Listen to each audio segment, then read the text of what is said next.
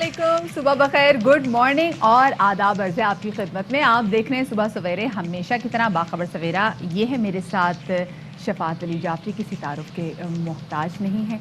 शफात कैसे हैं आप? मैं बिल्कुल वैसे का वैसा जैसा कल था। कोई चेंज नहीं आई? कोई फर्क नहीं आया। फिर मैं हूँ मदिया नकवी, मेरे में भी कोई तब्दीली नहीं आई, जैसी कल थी आज भी वैसी की वैसी। जी जनाब, और मैं सिर्फ एक चीज़ बदली है शफात, सिर्फ सोने की प्राइस सिर्फ वो बदलती है, सिर्फ वो बदलती है। और हाँ। जो आपने कढ़ाई खाई है वो मैंने कौन सी कढ़ाई? बकरे की कढ़ाई मैंने नहीं खाई, वो उन्होंने खाई है। ओ नहीं, उन्होंने तो कुकड़ की खाई होगी। कुकड़ की खाई है? और कुकड़ कढ़ाई तो आपको पता है, वो भी लक्ष्मी देसी चौक की कुकड़। जान। आए हाय हाय हाय हाय हाय। अच्छा खैर, ये देखिए, अभी हम जब भी खाने की बातें करते हैं ना, मुझे रोना आ जाता है, वैसे हाँ, जज्बात फरते जज्बात से मेरी आंखें नम हो जाती हैं। और ये एक और वजह भी है कि हम दोनों नाश्ता नहीं करके आ रहे, ये एक और वजह है। तो खैर जरा अब बात करते हैं जनाब। एक तो कोविड की सिचुएशन जो है वो रोज बरोज एग्रेसिव होती जा रही है। आज के आदाद शुमार सामने आए। आज तकरीबन कल के दिन 50 अफराद जो कोविड की वजह से जाँ बहक हुए हैं, जबकि 3047 नए केसेस जो हैं वो रिपोर्ट हुए हैं। और इस तमाम तो सूरत हाल के बावजूद जलसे जुलूसों का सिलसिला पीडीएम की जानिब से नहीं रुक रहा। 13 को होने जा रहा है एक उनका जलसा मीनार पाकिस्तान में, जिसमें शेख रशीद साहब ने शफात पेश गोई कर दी है कि मीनार पाकिस्तान से इमरान खान की जो सियासी शोहरत थी वो रूज पर गई थी, और पीडीएम जो है वो मीनार पाकिस्तान से जवाल पजीर हो जाएगी। देखते हैं कि शेख साहब की ये पेशगोई किस हद तक दुरुस्त साबित होती है। नेक्टा की जानिब से भी थ्रेट अलर्ट जारी कर दिया गया है, वो उस हवाले से भी बात करेंगे। साथ ही आज ज़रा गदागरों के हवाले से भी बात करेंगे। आपको शहर के हर कोने में, हर सिग्नल पे, हर चौराहे पे आपको गदागरों का एक जमे गफीर मिलता है। कभी लड़ाई देखी है इनकी? नहीं। कभी आप किसी ऐसे सिग्नल में, आप हमेशा देखेंगे किसी भी सिग्नल पे रुकेंगे तो वहां पर मखसूस गदागर होंगे जो वही मांगेंगे। कभी वहां पर कोई नया गदागर आ जाए ना तो शफात आपस में तो फड्डा हो जाता है कि भाई ये तो हमारी टेरिटरी थी, हाउ डेयर यू। वाकई बड़ा मसला है। एक इस सारे मामले पे जरा नजर डालने के लिए सबसे पहले हमें जाना पड़ेगा टॉप स्टोरीज की जानिब।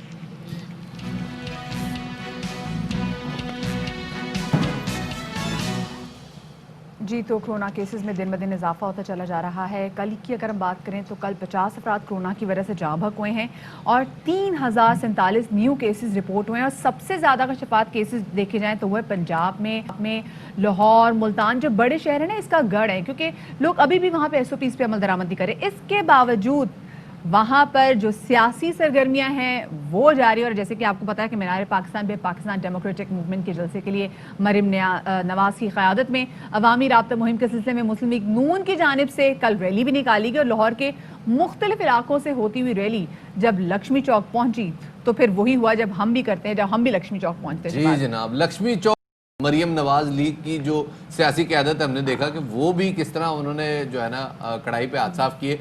और लेकिन एक मामला देखने में आया कि जी सब लोग जुड़ के बैठे, वही बात जो हम बार बार करते हैं, जी SOPs का ख्याल रखें। रैली आपने देखी, मतलब अवाम का जमे गफीर और आपस में जोड़ के। और ये वो घर हैं तो आपको पता है छोटी छोटी तो गलियां हैं, किसी एक बंदे को भी खुदा ना खासा कोविड हो गया तो वो पूरी जाके अपनी गली को, अपने महल्ले को जो है ना वो कोरोना वायरस ट्रांसफर कर सकता है। बिल्कुल ऐसा कर सकता है जी। SOPs का ख्याल नहीं रखा जा रहा, समाजी फासले का ख्याल नहीं रखा जा रहा। और बहुत सारे लोग जो हैं वो इस हवाले से अब तनकीद भी करें। मेरे ख्याल में सियासत के लिए ठीक है, आपको अपना शो ऑफ पावर करना चाहिए, आपका जमहूरी हक है, एहतजाज आपका जमहूरी हक है, लेकिन लोगों की जानों पर सियासत नहीं हो सकती। Not at the cost of people's life, ये बिल्कुल भी नहीं होना चाहिए। खैर जी, अपोजिशन जमातों के अरकान पार्लियामेंट से कब और कैसे मुस्ताफ़ी होंगे, इससे इस्तीफ़ा कैसे लिया जाएगा, ये मामला शफात अब तक जो है ना वो एक ना सुलझने वाली गुत्थी बना हुआ है और नहीं पता चल रहा है। लेकिन कहा जा रहा है कि जी 13 दिसंबर के बाद जो इजलास होने जा रहा है उसमें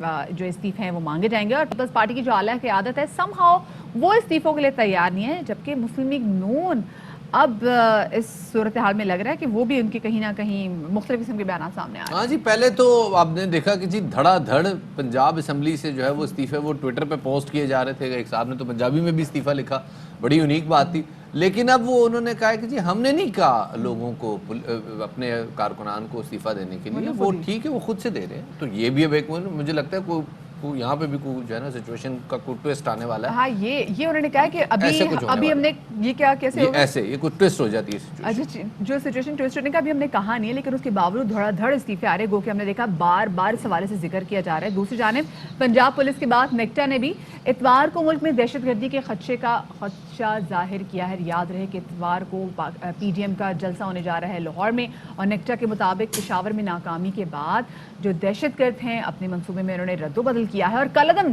ٹی ٹی پی کے دہشت گردوں کا ممکنہ حملہ لاہور میں بھی ہو سکتا ہے, جس میں سیکیورٹی کے سخت انتظامات اور مشکوک عناصر پر نظر رکھنے کی ہدایات جاری کی گئی ہیں. وزیر اعظم عمران خان نے ایک بار پھر اپوزیشن سے کہا ہے کہ کورونا وبا کے بعد وہ عوام کی جانوں کو خطرے میں نہ ڈالے.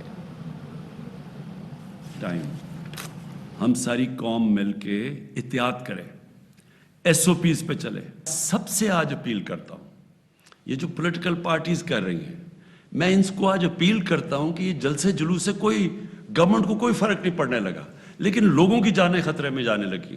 کوشش کی جا رہی ہے جلسے جلوس سے مجھے پریشر ڈالنے کی, اس سے تو مجھے کوئی پریشر نہیں پڑے گا. جب ہمیں پتہ ہے کہ کرونا پھیلتی جا رہی ہے, یہ جلسے جلوس 2-3 مہینے کے بعد کر لیں تاکہ لوگوں کی ہم جان خطرے سے بچائیں. دوسری جانب نون لیگ کی رہنما مریم نواز کا دعویٰ ہے کہ ان کے گھر استعفوں کا انبار لگ چکا ہے, جبکہ وہ کہہ چکی ہیں کہ 13 دسمبر کے بعد استعفے لیے جائیں گے. نے فیصلہ کیا کہ اپنی قیادت کے پاس استعفے جمع کرا دیں. میری جماعت نے, مسلم لیگ نون نے ابھی تک فارملی استعفوں کے لیے نہیں کہا, اور وہ ہم 13 دسمبر کے بعد انشاءاللہ کریں گے, لیکن میرے پاس استعفوں کے انبار لگ گئے ہیں. سب ایم این ایز, سب ایم پی ایز اپنے استعفے اپنے ہاتھ میں لے کر آئے.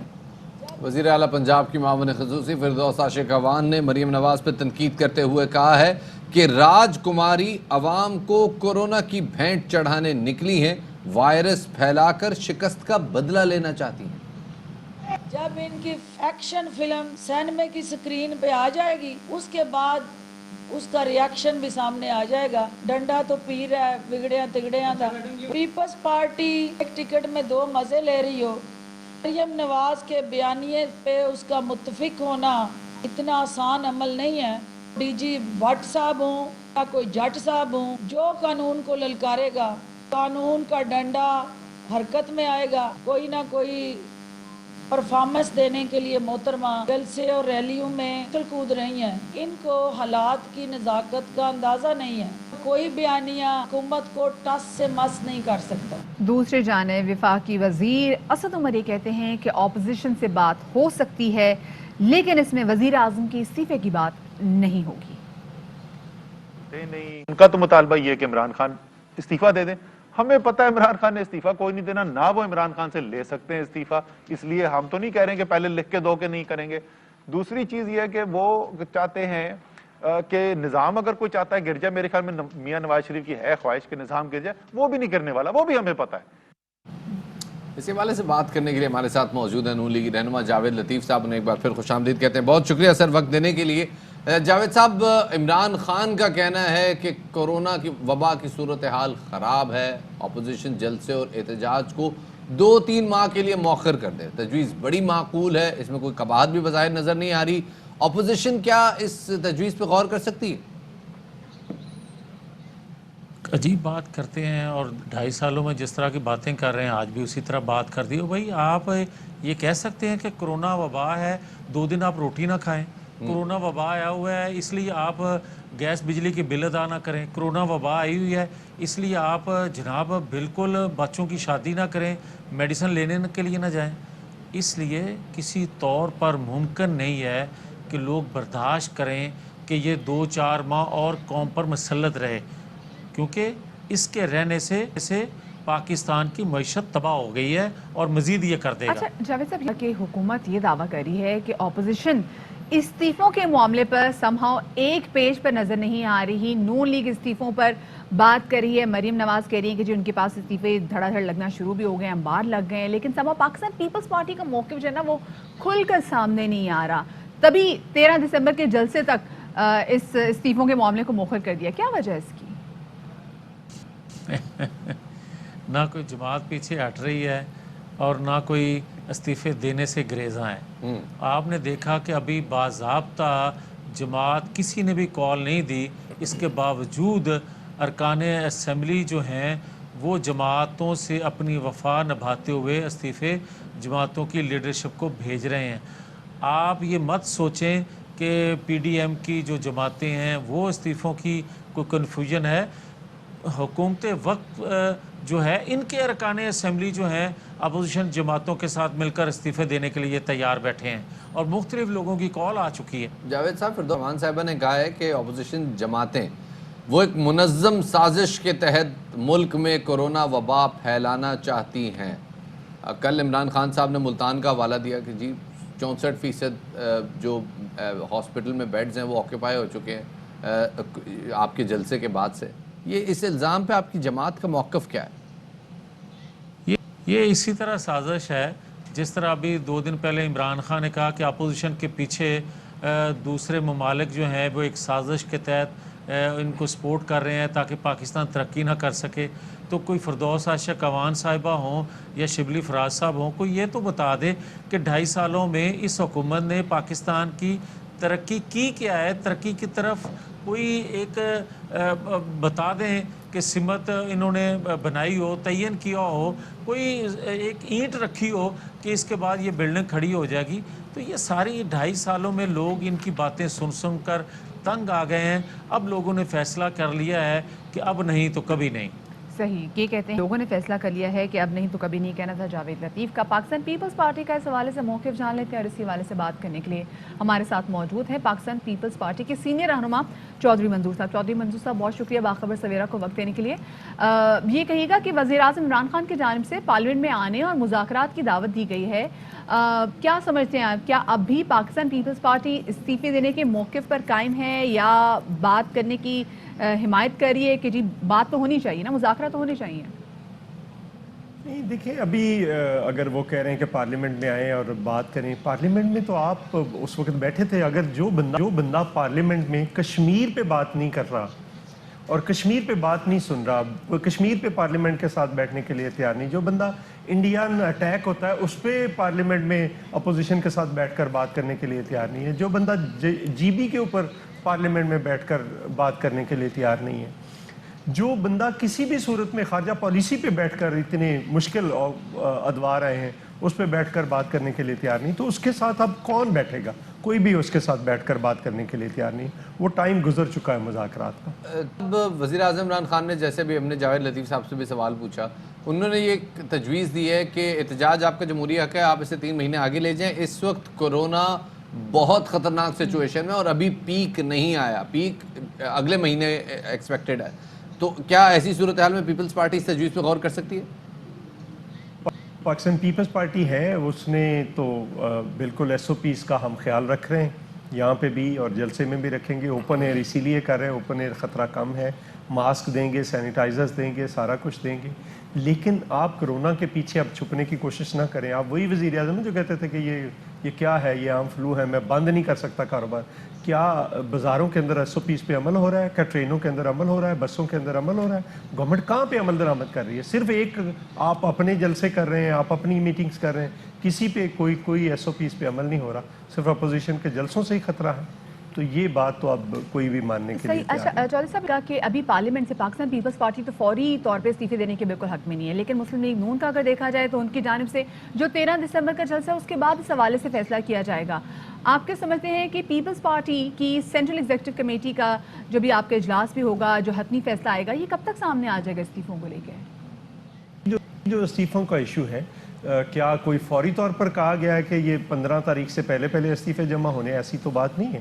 یہ استعفے 31 تک ہونے ہیں، اس سے پہلے مشاورت کرنا حق ہے. اور کب جمع کروانے ہیں، چونکہ ایک تحریک ہے، تحریک میں جہاں پہ ریلیاں ہیں، جلسے ہیں، جلوس ہیں، جہاں پہ شٹر ڈاؤن ہے، پہیہ جام ہے اور لانگ مارچ ہے، اس میں ایک استعفے بھی ہیں. اور اس میں کون سی چیز کب کرنی ہے، کیا کرنی ہے، کیسے کرنی ہے، اس کا فیصلہ تو پارٹیوں نے کرنا ہے، پی ڈی ایم نے کرنا ہے اور وہ کریں گے فیصلہ مل کر کب کرنا ہے، کیا کرنا ہے. تو اس کے لیے انتظار کیجیے. بہت بہت چودھری منظور صاحب ہمارے ساتھ موجود تھے، پیپلز پارٹی رہنما. ایک اہم خبر شامل کرتے ہیں اور بڑی اچھی خبر شامل کرتے ہیں. برٹش ایئر ویز کے بعد ورجن اٹلانٹک بھی پاکستان پہنچ چکی ہے. ورجن اٹلانٹک کی پہلی پرواز پاکستان پہنچنے پر برطانوی ہائی کمشنر کی مبارکباد.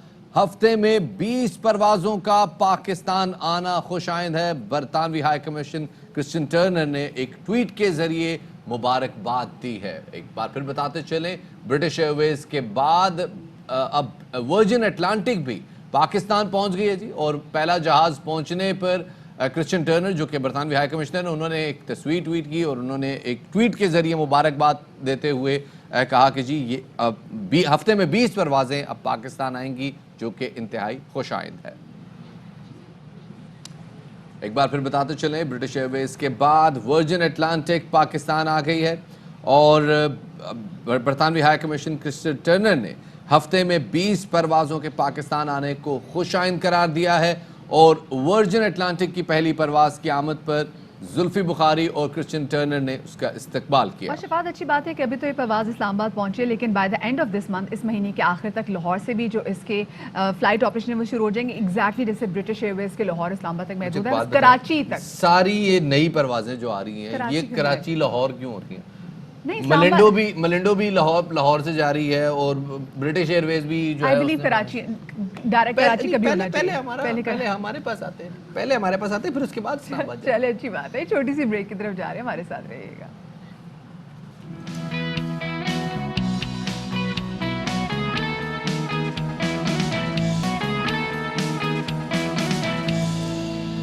Welcome back after the break.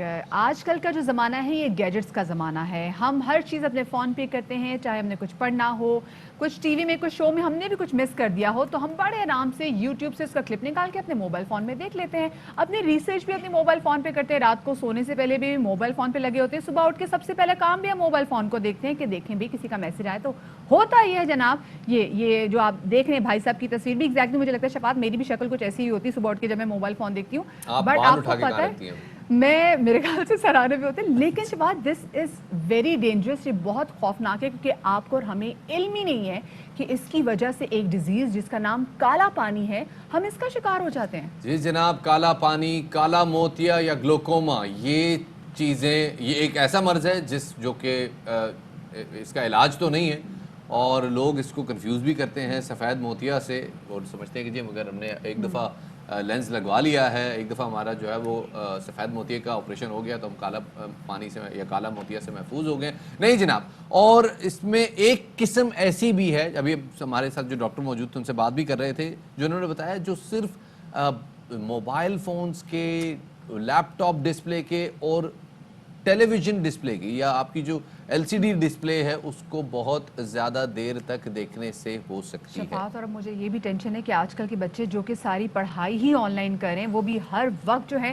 یا تو فون کے سامنے اپنی کلاسز اٹینڈ کریں یا اپنے آئی پیڈس کے, اپنے کمپیوٹر کے سامنے. تو ڈاکٹر صاحب سے پوچھیں گے ان کی پڑھائی, ان ان کی کی انٹرٹینمنٹ, ان کی سوشل انٹریکشن سب اسکرین کے تھرو ہو رہی ہے, اور یہ بڑی ڈینجرس بات ہے. ڈاکٹر معز الدین ہمارے ساتھ موجود ہیں. جی بہت شکریہ ڈاکٹر معز ہمیں وقت دینے کے لیے. ڈاکٹر صاحب پہلے تو ذرا ہمیں بتائیے کہ گلوکوما کے حوالے سے کس ایج گروپ میں ہے, کیا وجوہات ہیں؟ بسم اللہ الرحمن الرحیم. گلوکوما یا کالا پانی, کالا موتیا اس کو مس نومر ہے, لیکن اصل نام اس کا جو ہے کالا پانی اردو میں. بیسیکلی یہ بیماری آنکھوں کے پریشر کے بڑھنے کی وجہ سے ہوتی ہے. اللہ تعالیٰ نے جو آنکھ ہماری ایک گلوب بنایا بال, اس کے اندر ایک پانی ہوتا ہے, اس کا اپنا ایک پریشر ہوتا ہے.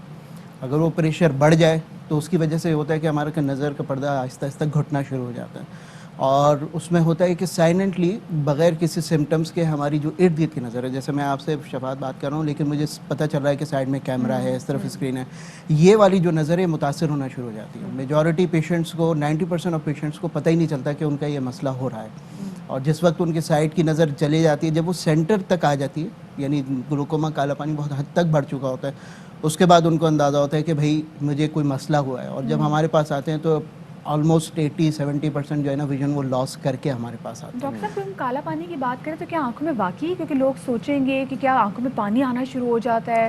دیکھیے 90% یہی میں بات کہہ رہا تھا کہ 90% از سمٹمیٹک, یعنی کہ اس میں کوئی علامت نہیں ہوتی. یہی سب سے بڑی خطرناک بات ہے. WHO اسی لیے ریکمینڈ یہ کرتی ہے کہ ایٹ لیسٹ 35 ایئرس کے بعد ہر بندہ, کوئی مریض نہیں, نارمل بندہ بھی اپنی آئیز کو چیک کروائے, اور ضرور یہ بات بولے کہ بھئی کالا پانی کے لیے آپ چیک کیجئے, یا آپتھلمولوجسٹ یا آئی سرجن سے یہ بولیے کہ وہ اپنا پریشر ضرور چیک کروائے. تو وہ بیسیکلی 35 ایئرس پلس کے بعد جو ہے یہ زیادہ چانسز ہوتے ہیں. جیسے آپ نے کہا کہ کس عمر میں 60% کے بعد تو لیڈنگ کاز آف بلائنڈنس تو کالا پانی ہی ہے یا گلوکوما ہی ہے. لیکن اس سے پہلے بھی یہ نہیں کہ 60 بعد ہوگا تو اس کے بعد بچوں میں نہیں ہوتا. میں اپنے بچوں میں, یعنی جو گود کے لے کے بچوں سے لے کر 3 سال اور 10 سال کے بچوں میں بھی میں کالا پانی کی علامتیں چیک کرتا ہوں, اور جن کا مجھے شک ہوتا ہے میں ان کے پریشر چیک کرتا ہوں. تو یہ جو آپ نے بات کہی کہ آپ کا سائٹ کا ویژن ختم ہو جاتا ہے, ہم نے کچھ ڈرائیور ایسے دیکھے ہیں جو اپنے ترنگ میں جا رہے ہیں, سگنل توڑ دیتے ہیں, سائڈ سے بائک آ رہی ہے, ان کو پتہ بھی نہیں چلتا کہ سائڈ سے کوئی آ رہا ہے, اور بہت سارے ٹریفک حادثات کی وجہ یہ ہوتا ہے کہ ڈرائیور کہتے ہیں جی مجھے نظر نہیں آیا. کیا اس کی ایک وجہ یہ ہو سکتی ہے کہ اس کو گلوکوما کا ٹیسٹ بالکل آپ صرف اس کی بات کر رہے ہیں, میں تو یہ کہوں گا کہ وہ مریض جن لوگوں کو زیادہ تر اپنے کیبنٹ سے ٹکرا جاتے ہیں, پیر سے ٹکرا جاتے ہیں, یا چلتے چلتے دیوار سے ٹکرا جاتے ہیں, ان کو بھی اپنا چیک اپ کروانا چاہیے کہ وہ ہو سکتا ہے کہ ان کو گلوکوما ہو, اور اس کے لیے کوئی ایج لمٹ نہیں ہے. اچھا ویسے ایسے بچوں کو گھر میں جھلا کہتے ہیں, یہ یار ہر چیز سے ٹکرا جاتے ہیں. نہیں, ان کو ضرور چیک کرنا. بچوں میں تو زیادہ تر جو ہوتا ہے وہ چشمے کا نمبر ہوتا ہے, جو بچوں کو نہیں پتہ چلا ہوتا, لیکن تھوڑی سی ایج اور بڑھے تو اس کے بعد گلوکوما, جیسے اب 20-25 ایئرس تک والے بچے کو یہ نوجوان کو یہ پتہ ہوتا ہے کہ مجھے نظر آ رہا ہے, بٹ اس کے بعد بھی وہ اگر بہت ٹکرا رہے ہیں, اس کا مطلب ہے مے بی کہ اس کو کالا پانی ہو رہا ڈاکٹر صاحب, is there any ultimate solution for this کہ خدا نہ خواستہ ایک بار اگر آپ کو گلوکوما کی پرابلم ہو جائے تو کیا میڈیکیشن سے وہ ٹھیک ہو سکتا ہے, یہ پرابلم ریورس ہو سکتی ہے؟ دیکھیں ہم جو ہے کسی بھی مرض کو 2 طریقے سے کہتے ہیں, کیوریبل یا کنٹرولبل. کیوریبل کا مطلب یہ ہوتا ہے کہ آپ نے اس کو جڑ سے ختم کر دیا, یعنی جیسے آپ کوئی بیماری ہوئی, آپ نے اس کا آپریشن یا دوا دی اور وہ ختم ہو گئی. اور ایک ہوتا ہے کنٹرولبل, یعنی یہ کہ ایک دفعہ ہو گئی بیماری, جیسے شوگر یا بلڈ پریشر ہے, ایک دفعہ ہو گئی تو آپ اس کو ختم نہیں کر سکتے, لیکن آپ اس کو کنٹرول کر سکتے ہیں. گلوکوما کی بھی یہی بات ہے کہ جو ہے نا ہم اس کو بیسیکلی دوائیوں کے ذریعے سے, اب الحمدللہ اس جنریشن میں ہم رہ رہے ہیں کہ اب ہمارے پاس تقریباً 4 to 5 generations of families of drugs ہیں جس کی وجہ سے ہم کنٹرول کر سکتے ہیں. یہی 20 یا 25 سال پہلے جو ہے نا 1 یا 2 ڈرگز ہوتی تھیں, اس سے کنٹرول کیا جاتا تھا, ورنہ فوراً آپریشن پہ چلے جاتے تھے. اور اب جو ہے اس میں جو ہے یہ جو دوائیاں آئی ہیں, پہلے یہ ہوتا تھا کہ 3-3 4-4 دفعہ, اب کئی دوائیاں ایسی ہیں کہ دن میں آپ کو صرف 1 دفعہ ڈالنی ہے کسی بھی ایک وقت میں, اور وہ پھر پورے دن کے لیے جو ہے نا 24 آورس کے لیے آپ کے پریشر سے, یعنی کہ کنٹرولبل ہے, it's not curable. It's not curable. یہ ختم نہیں ہوتا, ایک دفعہ کسی کو ہو جائے تو اس کو ساری زندگی کے لیے اس کو دوائیاں لینی پڑ سکتی ہیں. اب یہ بتائیے گا کہ وہ 60 سال سے مومن افراد, یا بہت سارے ایسے افراد جو کہ ایک دفعہ لینس ڈلوا چکے ہیں, اپنا موتیے کا آپریشن کروا چکے ہیں, سفید موتیے کا آپریشن کروا چکے ہیں, وہ مطمئن ہوتے ہیں اور اس کے بعد وہ کہتے ہیں جی اب تو تمہیں ضرورت نہیں, تو کیا ان کو بھی گلوکوما کا ٹیسٹ کروانا ضروری ہے؟ دیکھیں گلوکوما کا ٹیسٹ تو بتایا میں نے آپ کو کہ 35 پلس کے بعد ہر بندے کو چیک کروانا چاہیے. اچھا اس میں ایک اور بات ہے رسک فیکٹرز کے لحاظ سے, کہ ایک جو ہے کسی فیملی میں اگر ہو تو 25% آف جو اس کے ریلیٹیوز ہوتے ہیں ان میں گلوکوما ہو سکتا ہے. یعنی یہ ہے کہ اگر آپ کو پتہ چلے کہ بھائی آپ کی خالہ پھپھی یا کوئی دور کے رشتہ دار ہیں, بھائی ان کے پریشر بڑے ہوتے ہیں, وہ روزانہ قطرے ڈالتے ہیں,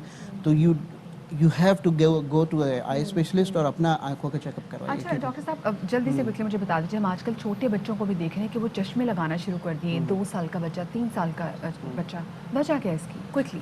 دیکھیے وجہ تو سمپل یہ ہے کہ جو ہے نا اپنے موبائل گیجٹس اور قریب کی اسکرینس, جتنا زیادہ آپ قریب کا کام اور برائٹ کام کریں گے, کلرفل کام کریں گے, اتنا زیادہ آنکھیں قریب کے لیے فوکس ہو جائیں گے, مائنس کے نمبر بہت بڑھ رہے ہیں. اور جتنے گیجٹس بڑھے اس وقت ایسٹیمیشن یہ ہے کہ 2050 تک جو ہے 50% آف پاپولیشن کو کچھ نہ کچھ نمبر لگ جائے گا اف وی ڈو ناٹ. ایک تو یہ ہے کہ اس پہ سمپل جو میں آپ کو 2-3 چیزیں اپنے پیشنٹس کو کہتا ہوں کہ جو ہے نا اپنے ایلبوز کو کھول کے اتنا کم از کم فاصلہ ہو, ایوری 20 منٹس کے بعد آپ 5 منٹ کا وقفہ دیں اسکرین سے.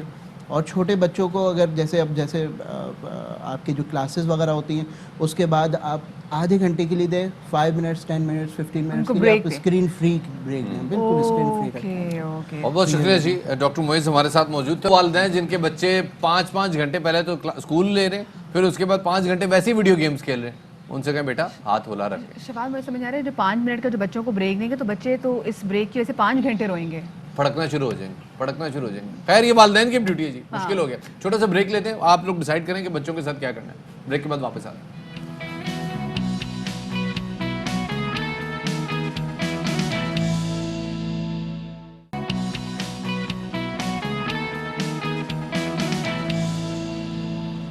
جی welcome back after the break. اور بریک کے بعد سب سے پہلے تو ایک اہم ترین خبر سے آپ کو آگاہ کرتے چلیں کہ وفاقی وزیر فواد چودھری نے ایک ٹویٹ کی ہے جس میں ان کا کہنا ہے کہ عوام کے مفاد میں احتجاجی سیاست کو ملتوی ہونا چاہیے, مذاکرات کا ماحول بنانا ضروری ہے جو حکومت اور اپوزیشن میں احترام کی نظر سے دیکھے جاتے ہیں, وہ آگے آئیں اور مذاکرات کا ماحول بہتر بنانے میں اپنا کردار ادا کریں. فواد چودھری نے اپنی ٹویٹ میں لکھا ہے کہ ملک کے لیے ضروری ہے کہ تلخیاں کم کی جائیں. اب جناب بات کرتے ہیں جو اس معاملے کی جس کا ہم نے ٹاپ سٹوری سے پہلے ذکر کیا تھا، پروگرام کے شروع میں ذکر کیا تھا، اور وہ ہیں جناب بھکاری، گداگر۔ اور یہ گداگر اور بھکاری جو ہیں یہ بظاہر تو ہمیں ایسا لگتا ہے کہ یار مفلس اور بدحال لوگ ہیں اور حوادث زمانہ کی نظر ہو گئے ہیں جناب ان کے کاروبار، اور اس لیے بیچارے اب سڑکوں چوراہوں پہ بھیک مانگ رہے ہیں۔ نہیں جناب، یہ ایک منظم پیشہ ہے اور یہ ایک منظم نیٹ ورک ہے جو سڑکوں چوراہوں پہ موجود ہے۔ یہ لوگ باقاعدہ بھرتی ہوتے ہیں، ان کی باقاعدہ پک اینڈ ڈراپ کی سروس موجود ہے۔ Exactly, pick and drop service ہوتی ہے کہ جی آپ کو اس جگہ سے پک کریں گے، اور ان کے ٹھکانے ہوتے ہیں، ان کی اپنی اپنی ٹیریٹری ہوتی ہے، ان کی بڑی زبردست مافیاز ہیں، اور یہ کوئی نئی بات نہیں ہے۔ یہ آج کے زمانے میں یہ شفاعت آپ نے بات بڑی اچھی کی۔ آپ کو یاد نہیں کوئٹہ میں ایک گداگر کو ٹکر لگی تھی تو 80,000 اس کی جیب سے نکل آئے تھے۔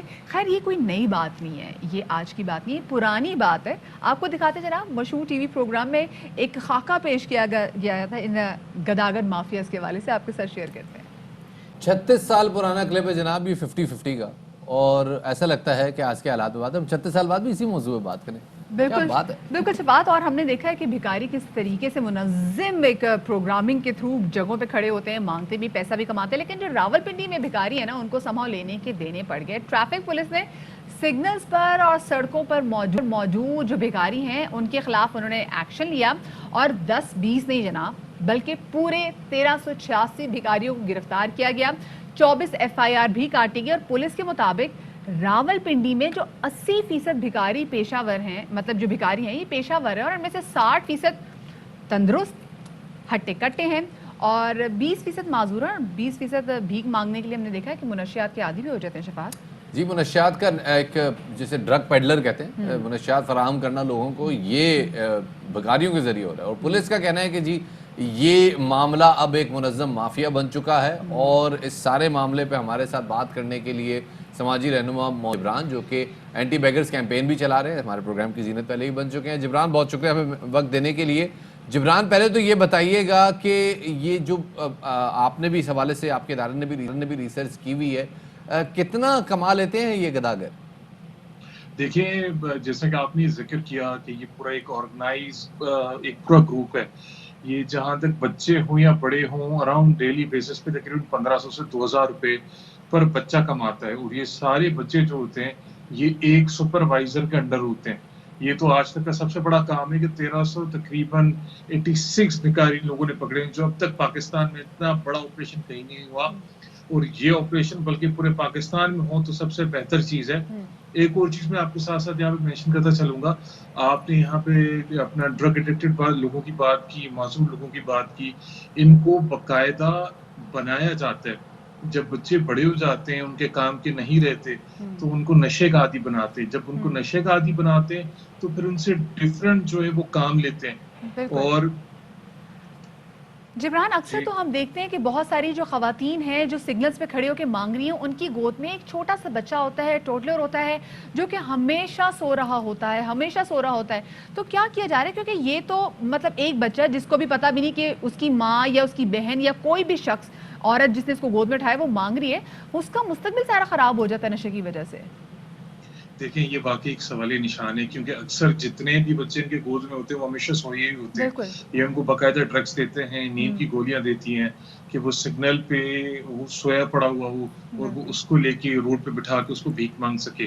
اور یہ صرف اپنا اگر آپ خاص طور پہ آپ کراچی میں فوکس کریں تو آپ کو کراچی میں زیادہ تر جتنے بھی بھکاری ملیں گے وہ آپ کو کراچی کے باہر سے ملیں گے، انٹیریئر پنجاب سے ملیں گے، انٹیریئر سندھ سے ملیں گے، آپ کو پاکستان کی چھوٹی چھوٹی سٹی سے ملیں گے۔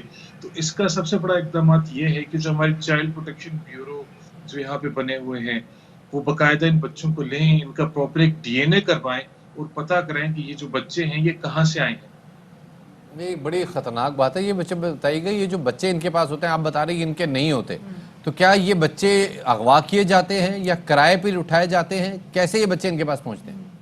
دیکھیں، یہ بچے بالکل اغوا بھی کیے جاتے ہیں، اور کچھ جو پروفیشنل بھکاری ہیں وہ ان کو ڈیفرنٹ ایک سٹی سے دوسری سٹی ٹرانسفر بھی کر دیتے ہیں، اور کچھ ایسے لوگ جو واقعی غریب ہیں وہ پھر ان کو بڑے شہروں میں بھیجتے ہیں کہ بڑے شہروں میں یہ لوگ جا کے وہاں پہ اپنا گزر سفر کر سکیں، پھر وہ ان سے یہاں پہ بھیک منگوا رہے ہوتے ہیں۔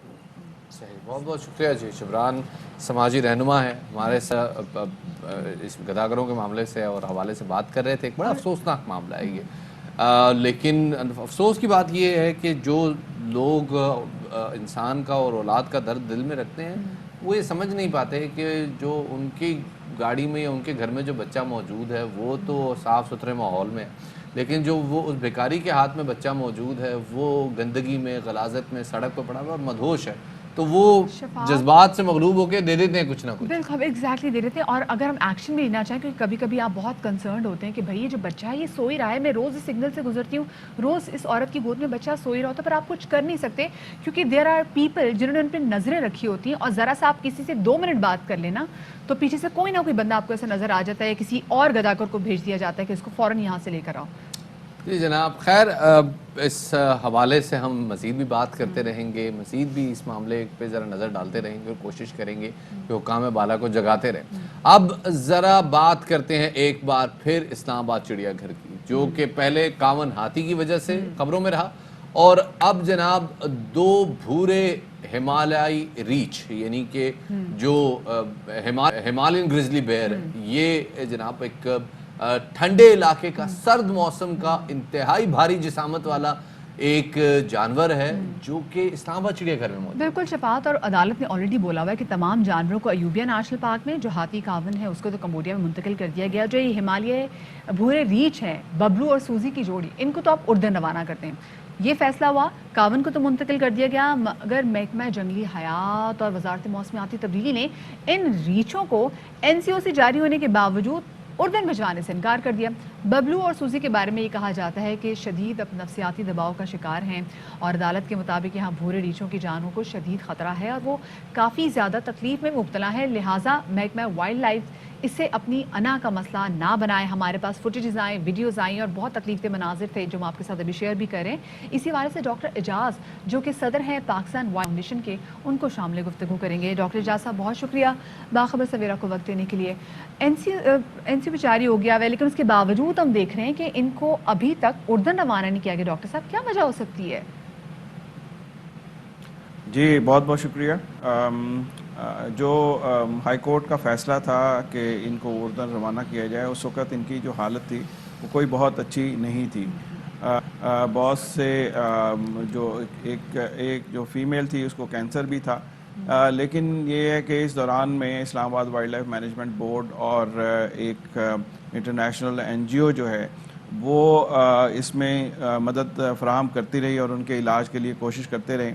اور اب اس وقت جو سچویشن ہے وہ یہ ہے کہ جو دونوں ہیں ان کی صحت میں بہت زیادہ بہتری آئی ہے، تو اس لیے وہ دوبارہ جو اسلام آباد وائلڈ لائف مینجمنٹ بورڈ جو ہے وہ اپروچ کر رہا ہے کورٹ کو کہ اب چونکہ یہ بہتر ہو گئے ہیں، ان کی حالت بہتر ہو گئی ہے، اور اب وہ اپنی کیپیسٹی بھی جو بڑھا رہے ہیں، جو انٹرنیشنل آرگنائزیشن ہے ان کے ساتھ مل کے یہاں پہ لوگوں کو ٹریننگ وغیرہ دے رہے ہیں، جس کی بنا پر ان کا یہ خیال ہے کہ یہ جو چونکہ ہمالین ریجن کے یہ بیئر ہیں اس لیے یہاں پہ ہی ان کو رکھیں تو زیادہ مناسب ہوگا.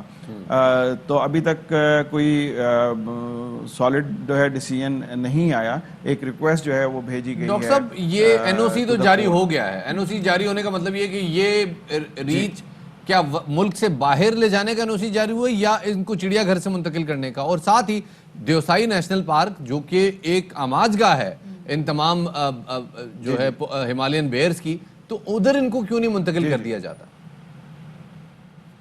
دیکھیں، ایک جو یہ جو ریچھ ہیں یہ شروع سے ہی بچپن سے ہی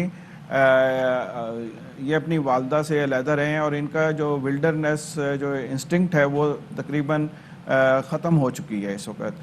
تو ابھی اگر دوبارہ وہاں پہ بھیجیں گے بھی تو شاید یہ اس طریقے سے سروائیو نہ کر سکیں، انلیس کہ جی ان کو پہلے سیمائی کیپٹیوٹی میں رکھیں، اس کے بعد پھر کسی ایک نیچرل جو سینکچوری ہے اس میں ڈالیں، پھر ان کو جو ہے ریلیز کریں.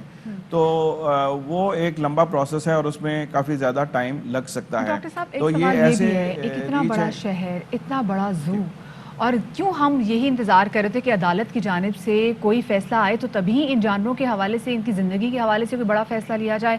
ان کی حالت ویسے کیوں نہیں بہتر بنائے جانے کی کوشش کی جاتی؟ ان کی نفسیاتی صحت کا ویسے کیوں نہیں خیال رکھا جاتا؟ یہ ایک المیہ ہے کہ ہمارے ہاں جو کبھی بھی انوائرمنٹ یا وائلڈ لائف اور اس سے ریلیٹڈ جو بھی چیزیں ہیں وہ کبھی اس طرح پرائرٹی نہیں رہی کہ اگر آپ جنرلی دیکھیں کہ جو پاکستان میں جتنے بھی زوز ہیں وہ اس میں جو سچویشن ہے کوئی بہت اچھی نہیں ہے. جانوروں کی خوراک جو ہے وہ جانوروں کو کم ملتی ہے. اس کے علاوہ جو ان کی ویٹ ان کو فیسلٹی جو ہونی چاہیے ہر زو میں زیادہ ایک جو لیب ہونی چاہیے وہ نہیں ہے. مطلب ہے کہ وہ اس طرح کی جو فیسلٹیز ہیں وہ نہیں ہیں. اس کی وجہ سے جو زو ہیں ان کی حالت اتنی بری ہو گئی ہے کہ انفارچونیٹلی لوگوں کو نہ تو ریسورسز زو کے لیے ایلوکیٹ ہوتے ہیں تو وہ پرائرٹی یہ چیزیں نہیں ہیں. اس کی وجہ سے ایک ایسی سچویشن کریٹ ہو جاتی ہے چاہے وہ کاون ہو چاہے وہ یہ اب جو بیئرز ہیں یہ ہوں. صرف ہمارے ہاں اگر آپ جنرلی دیکھیں تو جو برڈز ہیں ان کو بھی صحیح طریقے سے خوراک نہیں بالکل ملتی. ڈاکٹر صاحب، حالانکہ یہ ان کی نہایت خوراک یہ جو مناظر ہم اسپیشلی ببلو اور سوزی کے دکھا رہے ہیں بڑے تکلیف دہ مناظر ہیں. آئی ایم شیور کہ چاہے کراچی کا چڑیا گھر ہو چاہے لاہور ہو چاہے اسلام آباد، ایٹ لیسٹ جانوروں کے ساتھ اچھا سلوک کیا جائے تاکہ دنیا میں ہماری امیج بڑی خراب ہوتی جا رہی ہے. اس حوالے سے چھوٹی سی بریک لے رہے ہیں، ہمارے ساتھ رہیے گا.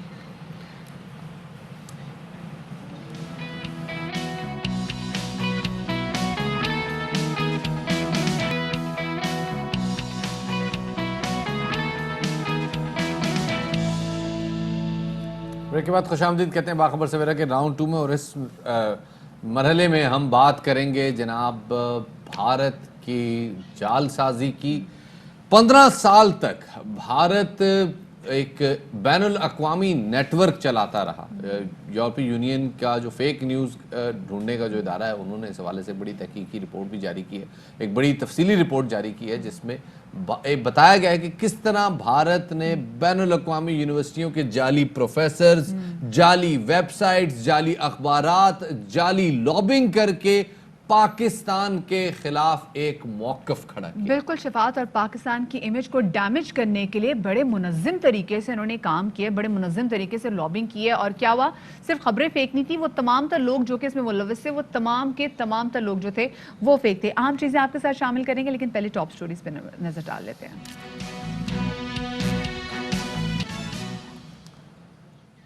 جناب ایک بڑی اہم خبر یہاں شامل کرتے ہیں، اور وہ خبر یہ ہے کہ پیپلز پارٹی نے سندھ اسمبلی کے ارکان کو 14 دسمبر تک استعفے بلاول ہاؤس جمع کرانے کی ہدایت جاری کر دی ہے. تحریری استعفے اسپیکر کے نام بھیجنے کی ہدایت کی گئی ہے. ارکان سندھ اسمبلی کو کہا گیا ہے کہ 14 دسمبر تک استعفے جمع کرائے جائیں. آپ کو ایک بار پھر سے بتاتے چلیں کہ پاکستان پیپلز پارٹی نے سندھ اسمبلی کے ارکان کو 14 دسمبر تک استعفے بلاول ہاؤس جمع کرانے کی ہدایت کر دی ہے، اور یہ تحریری استعفے اسپیکر کے نام بھیجے جانے کی بھی ہدایت کی گئی ہے. ارکان سندھ اسمبلی کو کہا گیا ہے کہ 14 دسمبر تک استعفے جمع کرا دیے جائیں. ایک بار پھر بتاتے چلے، پیپلز پارٹی نے سندھ اسمبلی میں موجود اپنے ارکان کو 14 دسمبر تک استعفے اسپیکر کے نام لکھ کر بلاول ہاؤس جمع کرانے کی ہدایت جاری کر دی ہے. بڑی اہم ڈیولپمنٹ ہے، اور وہ جو ہم شو کے پہلے ہاف میں بات کرتے لگتا ہے وہ سن لی ہے انہوں نے. بالکل، کیونکہ ہم یہ بات کر رہے تھے کہ مسلم لیگ نون تو کافی زیادہ نظر آ رہی ہے، جس بارے میں متحرک نظر آ رہی ہے کہ استعفے جمع کرا لیے جائیں. اور مریم نواز نے کہا کہ ابھی تو ہم نے بولا بھی نہیں ہے لیکن استعفوں کا انبار میرے گھر پہ لگ گیا. لیکن اب پاکستان پیپلز پارٹی کو بھی جناب کہہ دیا گیا کہ 13 کو جلسہ ہے اور 14 کو جو استعفے ہیں وہ کرا دیے جائیں جمع بلاول ہاؤس میں. آگے بڑھتے ہیں اور آپ کو بتائیں کہ مقبوضہ کشمیر میں مظالم، اقلیتوں سے غیر انسانی سلوک، کسانوں کا استحصال، پاکستان میں دہشت گردی، بھارتی جرائم کی فہرست اتنی بڑی ہے کہ ہم آپ کو بتاتے جائیں گے، پروگرام کا وقت بھی ختم ہو جائے گا، لیکن جو بھارت کے کالے کرتوت ہیں اس کی کتاب کبھی ختم نہیں ہوگی. پاکستان کو بدنام کرنے کے خواب دیکھنے والا بھارت خود دنیا کو اب منہ دکھانے کے قابل نہیں رہا، اور ایک بار پھر جو جھوٹ کی ہنڈیا تھی شفاعت وہ بیچ چوراہے میں پھوٹ گئی. میں سادہ الفاظ میں بتا دوں جناب، بھارت نے پاکستان کے خلاف مقدمہ گھڑا. مقدمہ کیا گھڑا تھا جناب؟ پاکستان دہشت گردی بھارت میں کروا رہا ہے. اس کے لیے بھارت ریفرنس دیتا تھا بین الاقوامی تحقیقاتی اداروں کا. وہ تحقیقاتی ادارے جھوٹے تھے. بھارت بات کرتا تھا بین الاقوامی میڈیا ہاؤسز کی اور میڈیا نیٹ ورک کی. وہ میڈیا ادارے جھوٹے تھے، جعلی تھے، ان کو کوئی وجود نہیں تھا. اور یہ بات ہم نہیں کہہ رہے، یہ بات یورپی یونین کہہ رہی ہے، یہ بات اقوام متحدہ کی رپورٹ میں آ رہی ہے. 15 سال تک 15 سال تک اقوام متحدہ اور یورپی یونین کی آنکھوں میں دھول جھونکی جاتی رہی. ان کے پارلیمنٹیرینز ان رپورٹس کے حوالے دیتے رہے پلیٹ فارمز پہ. بالکل. وہ ان کے پارلیمنٹیرینز ہر پلیٹ فارم پہ آ کے بات کر رہے تھے کہ دیکھیں جی یہ رپورٹ میں آ رہا ہے اینڈ پاکستان بیچارہ ڈو مور کے تانے سن رہا تھا. بالکل ہر پلیٹ فارم پہ پاکستان کی امیج کو ڈسٹروائے کرنے کی کوشش کی جا رہی تھی. اور بھارت نے اپنے یہ جو گھٹیا منصوبے اس کو زندہ رکھنے کے لیے جن پروفیسر کی شناخت چرائی تھی وہ 2006 میں انتقال بھی کر چکے تھے. یہی نہیں بلکہ 3 غیر فعال تنظیمیں 750 جعلی میڈیا آرگنائزیشنز اس نیٹ ورک کا حصہ تھے جس کا مقصد صرف اور صرف یہ تھا کہ آپ نے کرنا ہے پاکستان کے خلاف پروپیگنڈا. آپ نے پاکستان کے بارے میں ایسی خبریں لے کر آنی ہے جس سے پوری دنیا میں جو پاکستان کی امیج ہے اس کو نقصان پہنچے, جس سے ہوگا کیا بھارتی مفادات کو فائدہ پہنچے گا. ایک اسپیکٹ اور بھی ہے جو ابھی تک میرے خیال میں ویٹ کر رہا تھا اس رپورٹ میں کہ وہ اس حوالے سے بھی ذرا بات ہوگی, اور وہ ہے جناب جعلی آتھرز جن کے نام سے کتابیں منسوب ہیں, جن کی کتابیں جو ہیں وہ بیسٹ سیلرز بنی اپنے دور میں, وہ آتھرز بھی جعلی ہیں. یہ اس رپورٹ میں موجود ہے. اور اب یہ بات جو ہے اور جن کے نام جو استعمال کیے گئے, وہ دیکھیں جن کے نام استعمال کیے گئے شفاعت somehow they are no more, مطلب وہ کب کے مر بھی چکے ہیں, ان کا نام جو ہے وہ استعمال کیا جا رہا ہے. سری واسف گروپ کے نام سے چلائے جانے والے اس نیٹ ورک کی پہنچ 116 سے زائد ممالک اور مطلب 9 خطوں تک ہے. اور یہ نیٹ ورک جنیوا میں اقوام متحدہ کی کاؤنسل برائے انسانی حقوق اور برسلز میں یورپی پارلیمان پر اثر انداز ہونے کی کوشش بھی کرتا رہا ہے. اور نیٹ ورک جعلی داروں پر شائع خبروں کو بھارتی نیوز ایجنسی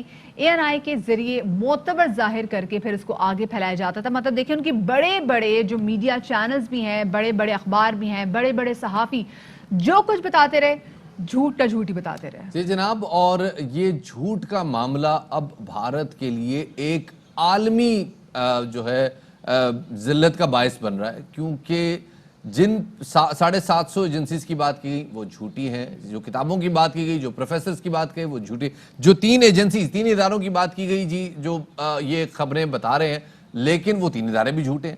550 سے زائد نیوز ویب سائٹس موجود ہے. آپ جب گوگل پہ کوئی خبر ڈھونڈتے ہیں تو وہ ایک نیوز ویب سائٹ کا لنک آتا ہے نا, آپ کہتے ہیں فلاں اخبار میں چھپی, وہ نیوز ویب سائٹس بھی جھوٹی ہیں, وہ جعلی ہیں, ان کا کوئی وجود نہیں. تمام تر جو کام ہوتا رہا ہے نا, یہ اچھی بڑی بلڈنگز میں ان تمام تر جعلی نیوز چلانے والے, جعلی نیٹ ورک چلانے والے کے جو آفیسز تھے, دفاتر تھے, کیونکہ بڑے منظم طریقے سے چل رہے تھے, تو بڑی بلڈنگز میں ان کے آفیسز تھے. ان کے لیے بڑی جگہ دنیا جہان میں انہوں نے دفتر بنائے ہوئے تھے جن کا کام صرف اور صرف تھا کہ پاکستان کے خلاف ایسی چیزیں کیے جائیں جس میں شفاعت جو ہمارے جو ناظرین ہمیں دیکھ رہے ہیں تھوڑے آسان الفاظ میں ایگزیکٹلی آپ کو دکھایا جائے کہ یہ گورکھ نندا ایگزیکٹلی. بڑے دلچسپ حقائق اس رپورٹ میں سامنے آئے ہیں. یورپی یونین نے ایک ادارہ ہے جناب جس کا نام ہے commission for study for organisation of peace. اس وہ ادارہ سن 70 سے غیر فعال تھا. 2005 میں وہ ادارہ ریوائیو ہوتا ہے. 2007 میں اس ادارے کی جانب سے لوئی بی سون نامی ایک شخص اس ادارے میں پارٹیسپیٹ کرتا ہے. لوئی بی سون صاحب جو ہیں وہ 2007 میں پارٹیسپیٹ تو کر رہے ہیں اقوام متحدہ کی ورکشاپ میں, لیکن ان کا 2006 میں انتقال ہو چکا. مطلب وہ اپنی وفات کے ایگزیکٹلی 1 سال بعد اتنے متحرک ہو جاتے, کام کرنے لگ جاتے ہیں. اور یہ کوئی نئی چیز نہیں ہے. میرے خیال سے شرم دلانے کے لیے بھی ہمارے پاس الفاظ کم ہیں, کیونکہ ہر طریقے سے ہر لیول پہ انڈیا نے جو کچھ چیزیں کی, جو جعلی نیٹ ورک چلا, جس طریقے سے وہ انسانی حقوق کی پامالی کر رہے, جس طریقے سے وہ عالمی قوانین کی مسلسل ہم دیکھ رہے ہیں. صرف یہ لوئی بی سون صاحب جو ہیں انہوں نے صرف 2007 میں اقوام متحدہ کے اجلاس میں شرکت نہیں کی. انہوں نے 2011 میں فرینڈز آف گلگت بلتستان نامی ایک ورکشاپ میں بھی شرکت کی ہے. یہ وہ شخص ہے جس کا انتقال 5 سال پہلے ہو چکا ہے. اس کے نام کو, اس کے جعلی نام کو استعمال کر کے جعلی خبریں ANI کے ذریعے انڈورس کروا کے 97 ممالک میں پھیلائی گئی. اس قدر ان کی بے عزتی اب دنیا جہان میں ہوئی ہے. اسی والے سے بات کریں گے. تجزیہ کار اکرام سہگل صاحب ہمارے ساتھ موجود. اکرام صاحب بہت شکریہ باخبر سویرا کو وقت دینے کے لیے. اکرام صاحب 15 سال سے ایک منظم سازش کے تحت ٹھیک ٹھاک پیسہ لگا کر پاکستان کی امیج کو برباد کر رہے تھے, جو کہ بے نقاب بھی ہو گئی ہے. ہمارا تو مقدمہ بڑا سٹرونگ ہو جاتا ہے کہ یہ بھارت مسلسل ہاتھ دھو کے ہمارے پیچھے پڑا ہے, غلط خبریں ہمارے بارے میں لوگوں دنیا کو بتا رہا ہے. دیکھیے ہمارا جو وہ ہے موقف بالکل ٹھیک ہے اور بڑا سٹرونگ بھی ہے, لیکن جب تک آپ دنیا کو نہیں بتائیں گی, پاکستان کے اندر ہی بتائیں گی, دنیا کے میڈیا کو یہ بات نہیں کریں گی, آپ پروجیکٹ نہیں کریں گی تو یہ بات وہیں پر ختم ہو جائے. یہ نئی بات نہیں ہے. یہ جو ہائبرڈ وارفیئر ہے 5th جنریشن وارفیئر کے اندر جو کہتے ہیں، یہ نئی بات نہیں ہے. یہ بہت پرانی ہے اور ہمیں اکرام سہگل صاحب میں ذرا مدعے پہ آنا چاہتا ہوں. ایک آرگنائزیشن ہے جناب جو کہ کینڈ فوڈ کے حوالے سے کام کر رہی ہے. وہ کینڈ فوڈ کا کام چھوڑ کے انڈیا کا نیریٹو انڈورس کرنا شروع ہو جاتی ہے اور کسی کو پتہ بھی نہیں چلتا. 2007 سے وہ یہ آرگنائزیشن کام کر رہی ہے.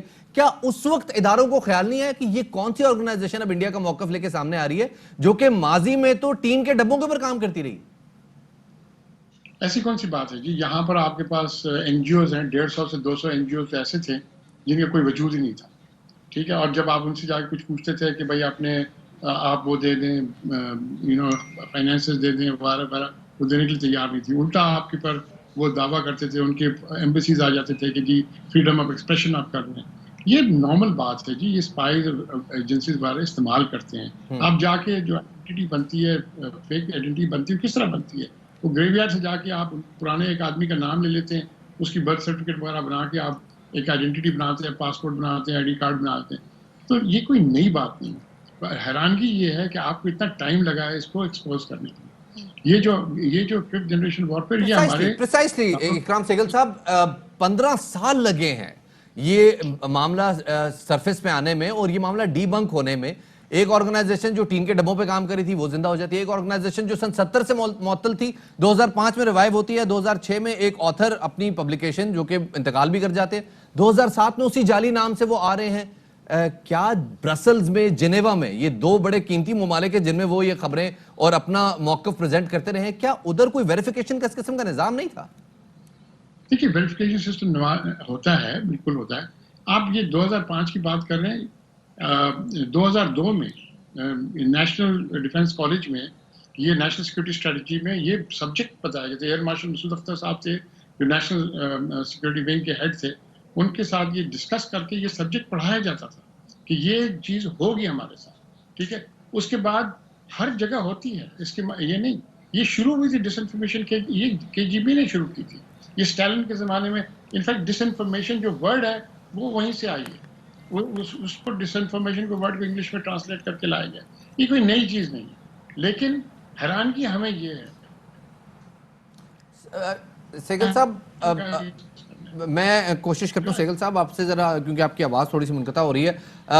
اگر جس طرح سے ہم نے دیکھا کہ جعلی آرگنائزیشن کی اگر بات کی جائے، جعلی آرگنائزیشن گزشتہ چند سالوں میں مزید بھی ریسرفیس ہوئی ہیں. ساؤتھ ایشیا پیس فورم آیا ہے، فرینڈز آف گلگت بلتستان آیا ہے، بلوچ فورم آیا. بلوچ فورم میں تو انفیکٹ جب اس کو ڈی بنک کیا گیا اس میں ایک بھی بلوچ نہیں ملا. جو بلوچستان کے حق میں مظاہرے کرتے رہے ہیں غیر ملکی ممالک میں، ان میں ایک بھی بلوچ شامل نہیں ہے. یہ معاملہ ڈی سرفیس اب ہو رہا ہے، اس کے امپلیکیشنز کیا ہو سکتے ہیں؟ دیکھیے یہ ڈی سرف ابھی نہیں ہو رہا، یہ غلط بات ہے.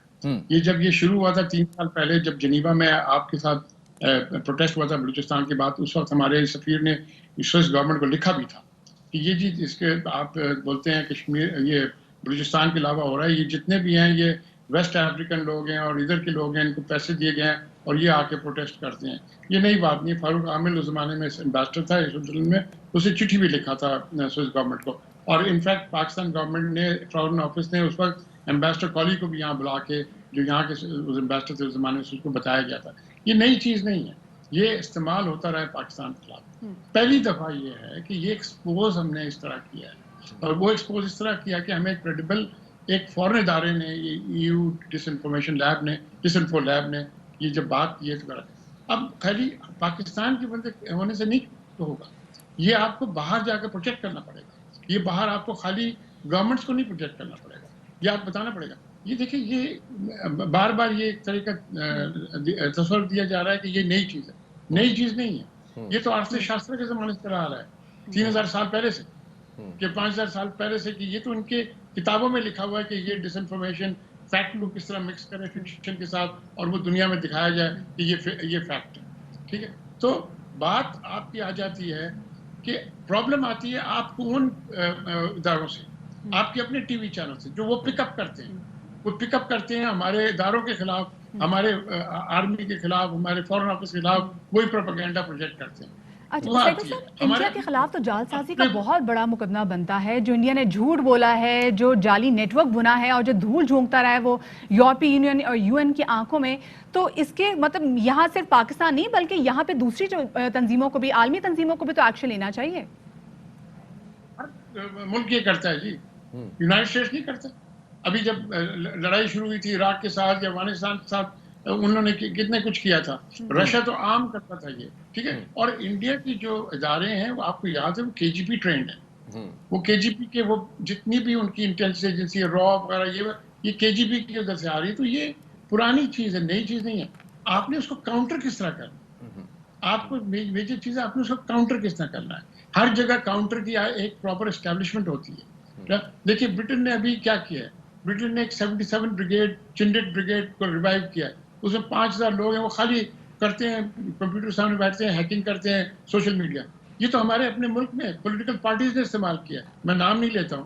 وہ پرائم منسٹر آفس کے سر ان کو پیڈ ایسٹیمیٹ کیا. اکرام سیکل صاحب، یہ سارے ملک کرتے ہیں، یہ معاملہ نہیں ہے. معاملہ یہ ہے کہ بھارت نے پچھلے 15 سالوں میں یہ ساری حرکتیں کر کے مسئلہ کشمیر میں عالمی حمایت کو اپنی رخ میں موڑنے کی کوشش کی، پاکستان کو آئسولیٹ کرنے کی کوشش کی. کیا یہ معاملات ریورسبل ہیں؟ اب یہ جب معاملہ سارا ڈی بنک ہو گیا ہے، یورپی یونین نے جو ہے اس کی تحقیقات کر دی ہیں، کیا یہ معاملہ اب ریورسبل ہو گیا؟ پاکستان کو کیا عالمی حمایت مل سکتی ہے اب اس میں؟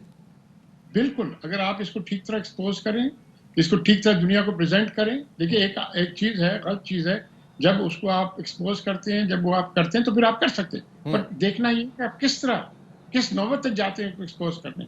ٹھیک ہے نا، آپ جا کے وہ چیزیں اگر کہ آپ ٹھیک طرح پریزنٹ کریں دوسرے گورنمنٹس کو وغیرہ وغیرہ، اور گورنمنٹ کو خالی نہیں، ان کی میڈیا کو. اگر آپ ضرور آپ نے کرنا ہے تو آپ کو ڈسیمنیشن آف انفارمیشن آپ کو پورا کرنا پڑے. جس طرح وہ کرتے تھے، آپ وہ فیک چیز کرتے تھے، آپ صحیح چیز، وہی چیز آپ تھرو جینوئن آؤٹلیٹس آپ اس کریں. آپ کو کوئی روک سکتا ہے؟ اگر آپ کو ریئلی، آپ کے پاس اگر ریئلی ول ہے تو آپ کر سکتے ہیں. اور میں دیکھ رہا ہوں اس دفعہ جس طرح DGISPR نے اس کو ایکسپوز کیا ہے، اور جس طرح آئی think there is a genuine ول، اور پھر پرائم منسٹر صاحب بھی اس کے اندر آئے ہیں. تو I think there is a genuine will to make sure کہ یہ ایکسپوز ہو. یہ ریورسبل کی بات نہ کریں، آپ ریڈ کریں کہ ان کو ایکسپوز کریں، ان کو ایکسپوز اس طرح کریں. ایکسپوز کرنے کی ضرورت ہے. جو ڈیمیج ہو چکا ہے that is already been done. اب معاملہ ہے اس معاملے کو ایکسپوز کرنے کا اور دنیا میں ہائی لائٹ کرنے کا. بہت شکریہ جی. اکرام سیکل صاحب ہمارے ساتھ موجود تھے. اور مدھیہ دلچسپ بات یہ ہے، یہ جو 10 NGOs جن کے حوالے سے بات کی گئی ہے، یہ 10 NGOs ایک ہی فیملی کی ہیں جی. شریواستو فیملی ہے، گروپ سارا. ہاں، شریواستو گروپ جو ہے وہ اس سارے معاملے کو رن کرتا ہے. اور کس طریقے سے انڈین میڈیا، نیوز پیپرز ان کے انڈر آئے. شفاعت، ہر لیول پہ بھارت نے جھوٹ بولا ہے. بھارت کے اندر اقلیتوں کے ساتھ کیا ہو رہا ہے یہ سب جانتے ہیں. مقبوضہ کے وادی میں کیا ہو رہا ہے یہ سب جانتے ہیں. وعدہ کر کے مکر جاتے ہیں یہ سب جانتے ہیں. جھوٹ تو بولتے ہیں اور جھوٹی سازشیں بھی بنتے ہیں، لیکن شرم تم کو مگر نہیں آتی. چھوٹی سی بریک کی طرف ہم جا رہے ہیں، ہمارے ساتھ رہیے گا.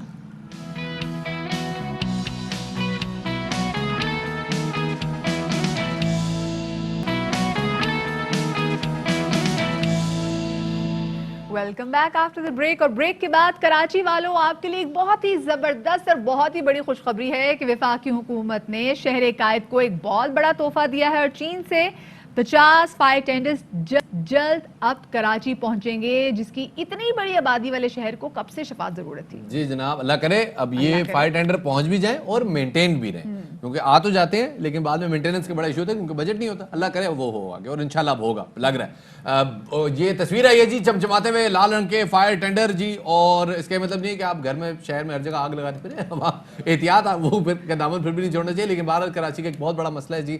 2.5 کروڑ کی آبادی کے لیے فقط 14 فائر ٹینڈر تھے جو ورکیبل تھے، باقی فائر ٹینڈر جو ہے وہ کام نہیں کر رہے، جن میں سے 2 فعال تھیں، باقی ساری کی ساری غیر فعال تھی. رافع ہمارے نمائندے ہمارے ساتھ موجود ہے. جی رافع، کیا تفصیلات ہے اس حوالے سے، کب تک یہ آ جائیں گے؟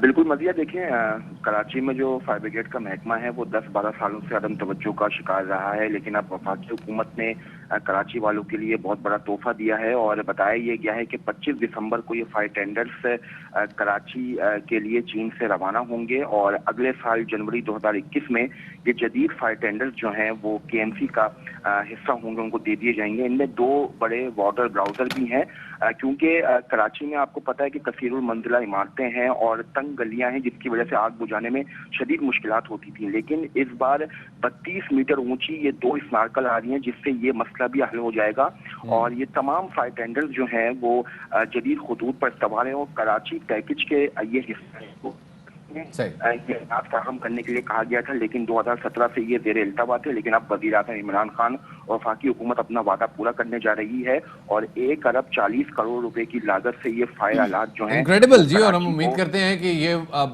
जो फायर हाइड्रेंट्स हैं ये जल्द अज जल्द इंशाल्लाह पहुंचेंगे। बहुत शुक्रिया जी। वसीम अख्तर साहब, साबिक मेयर कराची, हमारे साथ मौजूद हैं। बड़ी की है उन्होंने इस काम के लिए भी अपने दौर में, तो वसीम अख्तर साहब बहुत शुक्रिया वक्त देने के लिए। आपके दौर में तो नहीं आ सके, लेकिन अब आपके जाने के बाद ये खबर आ रही है कि इंशाल्लाह ये जो फायर टेंडर्स हैं ये कराची पहुंच जाएंगे। कुछ बताइएगा इस हवाले से। बिल्कुल सही कह रहे हो आप। मेरे जाने के बाद और काफ़ी चीज़ें ऐसी सामने आएंगी जो पाइपलाइन में हैं, जिन पे मैंने कोशिश की थी कि कराची के लिए कुछ ना कुछ ज़रूर होना चाहिए। ये जो फायर टेंडर्स आप देख रहे हैं ये 2017 में उस वक्त के पीएम साहब के पास मैं गया था, एमक्यूएम का पूरा डेलीगेशन गया था कि कराची को कोई पैकेज दिया जाए। कराची का बहुत बुरा हाल है, हर एरिया में डेवलपमेंट दरकार है वहाँ। तो उस वक्त के प्राइम मिनिस्टर साहब ने हमें ये पैकेज दिया था। इसमें 3 बड़े ब्रिजेस भी थे, 3 बड़ी सड़कें हैं कराची की और तकरीबन 1.5 अरब तकरीबन बनता है फॉर फायर टेंडर्स। लेकिन कराची की आबादी 3 करोड़ है और सबसे बड़ा शहर है। जब मैं मेयर बन के आया तो 6 फायर टेंडर वर्केबल थे सिर्फ। बाकी मैंने ठीक करा के मैं इसके नंबर्स कम से कम 20 तक लेके गया। कराची को नार्कल्स की जरूरत थी, फायर टेंडर्स की जरूरत थी, इक्विपमेंट की जरूरत थी और सबसे बड़ी हमें ट्रेन जो लोग हैं उनकी जरूरत थी। मैं लोगों को हायर कर नहीं सकता था, मेरे इख्तियार में नहीं था ये। सिंध गवर्नमेंट परमिशन ये तो हायर किया जाता है। ड्राइवर्स भी अब रिटायर हो चुके हैं, बूढ़े हो चुके हैं। फायरमैन भी रिटायर हो चुके हैं और बूढ़े हो चुके हैं।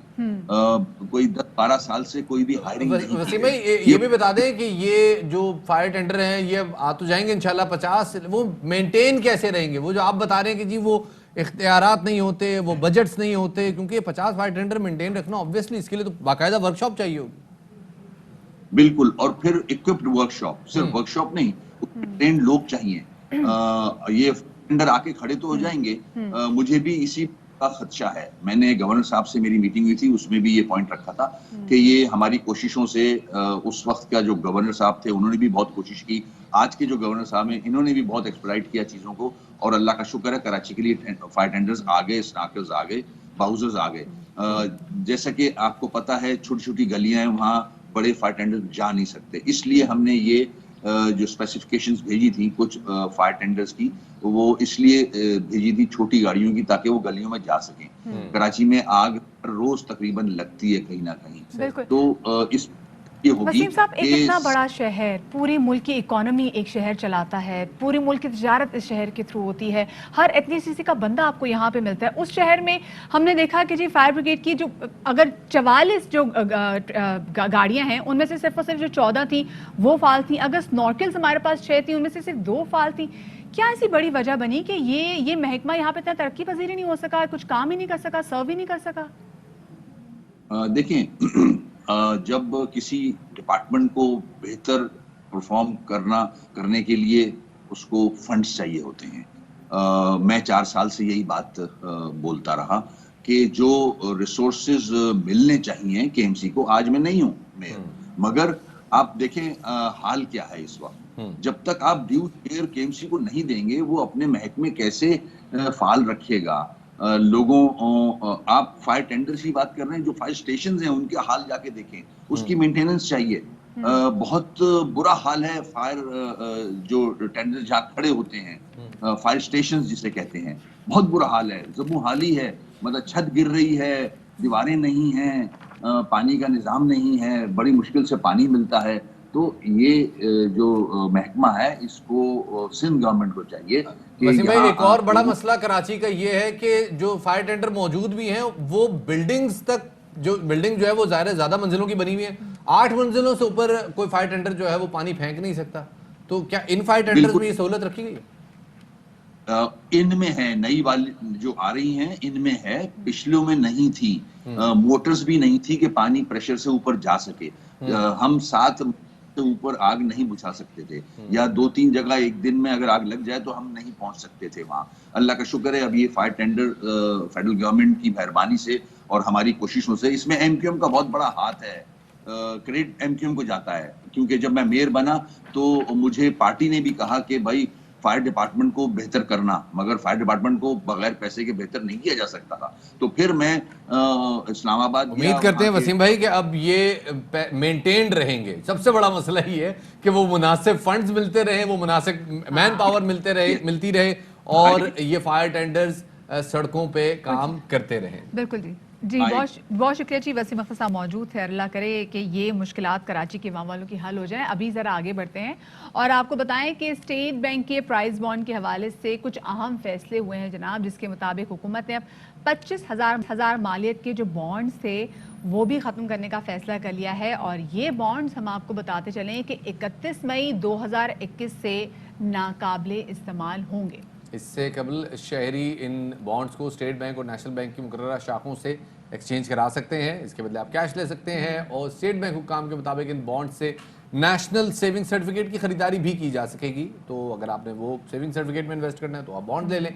और स्टेट बैंक ज़राए का ये भी कहना है कि मुस्तकबिल में बॉन्ड की खरीदारी एक रजिस्टर्ड तरीके से होगी, क्योंकि अभी खुला खाता होता है। आप जाते हैं अनारकली में बिल्कुल आखिर में और आपको बॉन्ड ही बॉन्ड मिलते हैं जी, एक मार्केट ही पूरी है। तो इस हवाले से जनाब हम बात करते हैं कि ESB सिक्योरिटीज़ के CEO अरसलान सुमरो साहब हमारे साथ मौजूद हैं, उन्हें शामिल गुफ्तगू करते हैं। सर बहुत शुक्रिया वक्त देने के लिए। सर पहले तो ये बताइए कि 25,000 रुपये वाला जो बॉन्ड है ख़त्म करने की वजह क्या हुई? इससे पहले हमने कुछ अर्सा पहले 40,000 का बॉन्ड ख़त्म हो गया था, वजह क्या है इसकी? जी अस्सलाम वालेकुम, firstly thank you for having me here. इसकी प्राइमरीली जो वजह है वो ये है कि जो 40,000 वाले पहले बॉन्ड्स थे वो होते थे अनरजिस्टर्ड। अब अनरजिस्टर्ड का मतलब होता है ये बेयरर सर्टिफिकेट। अगर अल्फाज में बोला जाए कि जिसके हाथ में बॉन्ड है वो इसका मालिक है।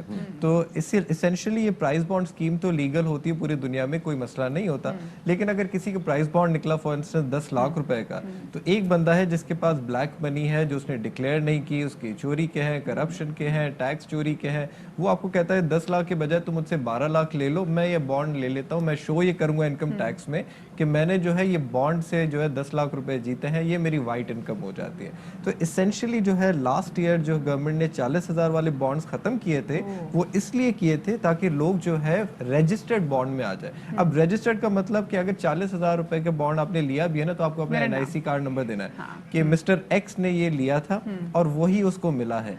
Primarily documentation of the economy करने के लिए कि जो ब्लैक मनी है, जो पैसा काला पैसा है, जो छुपा हुआ होता है, टैक्स का होता है, करप्शन का होता है, उसको जो है उनके एवेन्यूज कम करने के लिए ये कहा है। इसके लिए बॉन्ड मुअत्तल करना जरूरी है जी, इसके लिए बॉन्ड को सस्पेंड करना जरूरी है? उसके लिए सस्पेंड करना जरूरी है, उसके लिए वार्निंग देना जरूरी है। और जो नए बॉन्ड्स इशू होंगे वो सिर्फ और सिर्फ रजिस्टर्ड होंगे। मैं आपको एक डेटा बताता चलूं, जो 40,000 रुपीस के बॉन्ड्स डिसकंटिन्यू हुए थे उसकी वजह से 150 अरब रुपए जो है प्राइस बॉन्ड से निकले थे एक साल के अंदर, और उससे पहले 100 अरब हर साल जो है लोग प्राइस बॉन्ड्स खरीदते थे। तो अब क्या लग रहा है, क्योंकि जितने छोटे होते हैं लोग उतना ज़्यादा खरीदते हैं और ख़वातीन बेचारी को स्पेशली करती भी हैं कि जितनी अपनी सेविंग्स होती हैं प्राइस बॉन्ड्स खरीद लेती, तो इससे क्या लगता है कि इससे कितने पैसे पे निकलेंगे? देखिए, जो रजिस्टर्ड लोग हैं जिनकी तनख्वाह कम है, जो अपने हाउस होल्ड हैं, खवातीन हैं, वो 20-25 हज़ार रुपए के बॉन्ड लेना चाहते हैं, उनके लिए कोई मसला नहीं है। असल में सिर्फ इशू उन लोगों के लिए आ गया जो ब्लैक मनी अपनी पार्क करते थे। अब उनके लिए एक एवेन्यू खत्म हो गया है प्राइस बॉन्ड्स के थ्रू। पहले 40,000 डिसकंटिन्यू हुए, अब वो सिर्फ रजिस्टर्ड है। अभी 25,000 डिसकंटिन्यू हो गए हैं, वो भी रजिस्टर्ड हो जाएंगे। फिर जो 5 या 10,000 वाले बॉन्ड्स है वो भी डिसकंटिन्यू हो जाएंगे, सिर्फ रजिस्टर्ड हो जाएंगे। तो जो लोग हैं जो चोरी करते हैं, मुल्क के अंदर पैसा खाते हैं, उनके जो है समझ एवेन्यूज जो है ना वो अपनी लीगलाइज करने के लिए कम हो जाएंगे। यानी अब ये हम जो सुनते हैं जी फलां घर में चोरी हुई, डाकू जो हैं वो इतनी मालियत का सोना और प्राइस बॉन्ड ले उड़े, तो अगर वो प्राइस बॉन्ड ले उड़ेंगे तो उनके किसी काम का नहीं है, क्योंकि ऑब्वियसली वो रजिस्टर्ड होगा जिस बंदे ने ऑलरेडी खरीदे। जी बिल्कुल, तो ये सिक्योरिटी भी हो जाती है आपकी इन्वेस्टमेंट्स की। मतलब वो तमाम चोर हजरात जो कि प्लान कर रहे हैं تو جناب کوئی فائدہ نہیں, پرائز بانڈ اب آپ نے چھوڑ کے جانے. Anyway, آگے ذرا مجھے یہ بتا دیں کہ بہت سارے لوگ جو ہیں ان کو یہ ایک فیسلٹی ملتی ہے 40,000 50,000 روپے کے پرائز بانڈ سے کہ ایک بمپر پرائز کسی دن آ جاتا ہے اور یہ کیشیبل ہے, کسی بھی ٹائم ایز کیش بھی پرووائڈ کیے جا سکتے ہیں. نیشنل سیونگز کا کہا گیا ہے کہ جی وہاں یہ انویسٹ کیے جا سکتے ہیں, یہ کوئی ایک فیسلٹی ہے یا کوئی ایک اٹریکشن دینا چاہ رہی ہے گورنمنٹ کہ جی آپ یہاں سے نکال کے وہاں انویسٹ کریں تاکہ ہمارے پاس پیسہ آئے؟ ایگزیکٹلی, تو گورنمنٹ کے کافی ایونیوز ہوتے ہیں سیونگز موبلائز کرنے کے لیے. آپ کی میری سیونگز ہے وہ بولتے ہیں یا تو پرائز بانڈ لے لیں یا نیشنل سیونگز لے لیں یا آپ جو ہے کنونشنل بینکس کے پاس چلے جائیں. تو اگر یہ پرائز بانڈ ڈسکنٹینیو ہو رہے ہیں جو نان رجسٹرڈ ہیں, تو جو نیشنل سیونگ اسکیم ہے وہ صرف رجسٹرڈ ہے. سو اگر ہم اپنے پرائز بانڈ جو ان رجسٹرڈ ہے وہ پیسے لے کے ہم کہتے ہیں کہ نہیں بس اس کی وجہ سے ہمیں نیشنل سیونگز کے بانڈ دے دیں, ٹھیک ہے, تو جنہوں نے اچھے طریقے سے پرائز بانڈ خریدے ہیں وہ بھی نقصان میں نہیں ہے, آگے جا کے ان کو مزید فائدہ ہونے والا ہے. بہت شکریہ جی, اسلام صاحب ہمارے ساتھ موجود تھے. چھوٹی سی بریک کی طرف جا رہے ہیں, ہمارے ساتھ رہیے گا.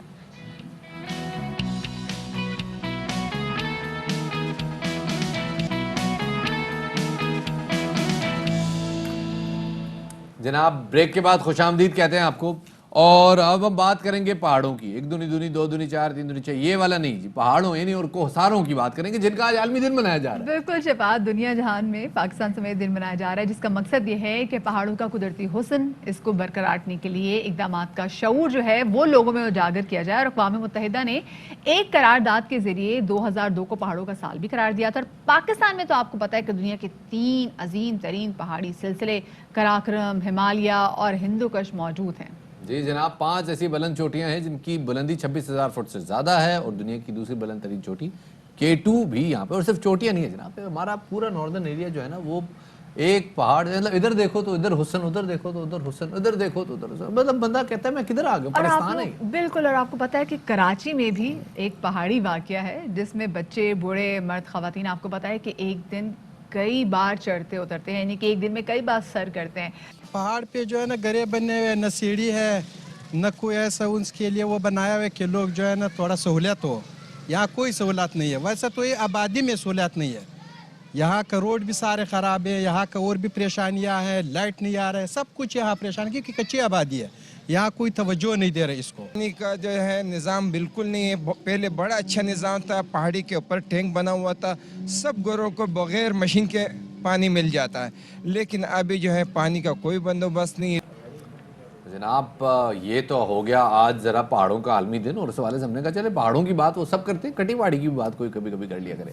آگے بڑھتے ہیں جناب, اور پہاڑی علاقوں میں بسنے والوں کو قدرتی آفات سے محفوظ رکھنے کے لیے ایک منفرد پروجیکٹ جو ہے وہ تشکیل دیا گیا تھا عالمی طور پہ, جس سے گلوبل ایوارڈ ملا ہے. اور یہ منصوبہ آغا خان ایجنسی فار ہیبیٹیٹ نے تشکیل دیا ہے, جس کے ذریعے سیٹلائٹ اور ڈرون تصاویر سے ڈیٹا بہت سے جو گاؤں دیہات ہیں پہاڑی علاقوں پہ موجود, ان کے اس ڈیٹا کے ذریعے انالائز کیا جا سکتا ہے کہ ان کو کون کون سے خطرات آ سکتے ہیں. بالکل شفاعت, اور متاثرہ علاقوں میں منصوبہ بندی کی گئی ہے اور لوگوں کو آفات سے متعلق آگاہی بھی دی گئی ہے, اویئرنیس دی گئی ہے, تاکہ پہاڑوں میں رہنے والے زلزلوں, سیلاب, ماحولیاتی تباہی, برفانی طوفان اور تودے گرنے سے یہ لوگ اپنے آپ کو بچا سکیں. ورلڈ بینک کے مطابق پاکستان جنوبی ایشیا میں قدرتی آفات کی زد میں رہنے والا سب سے بڑا ملک ہے, اور شمالی علاقہ جات میں اس کی شرح بہت زیادہ ہے. ایک حالیہ رپورٹ میں کہا گیا ہے کہ پاکستان گزشتہ 20 برس میں قدرتی آفات سے اموات کا شکار تیسرا بڑا ملک ہے. اور اسی حوالے سے بات کرنے کے لیے ہمارے ساتھ موجود ہیں آغا خان ایجنسی فار ہیبیٹیٹ کے CEO نواب علی خان صاحب, ان کو شامل گفتگو کریں گے. سر بہت شکریہ, باخبر سویرا کو آپ نے وقت دیا. سر یہ کہے گا کہ آج پہاڑوں کا عالمی دن منایا جا رہا ہے, پہاڑی علاقوں میں رہنے والوں کی زندگیوں کو جو خطرات لاحق ہوتے ہیں, ہم چاہتے ہیں کہ آپ ذرا لوگوں کے ساتھ شیئر کیجیے گا.